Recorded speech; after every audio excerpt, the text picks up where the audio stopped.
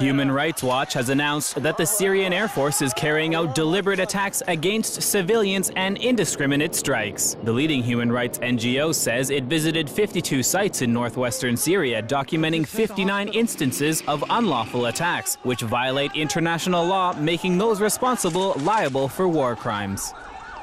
In an 80-page report called Death from the Skies, Deliberate and Indiscriminate Airstrikes on Civilians, Human Rights Watch states that more than 4,000 civilians have died because of airstrikes since July 2012.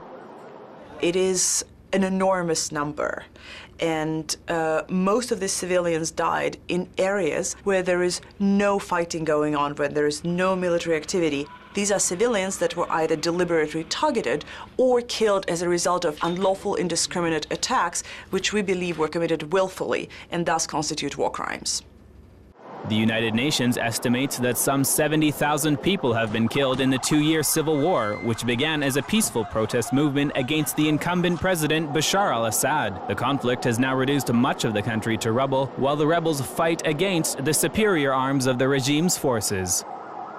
Human Rights Watch has repeatedly asked the United Nations Security Council to put pressure on the Syrian government to end human rights violations, but China and Russia, which is a staunch ally of Assad, have continued to block the Council's actions.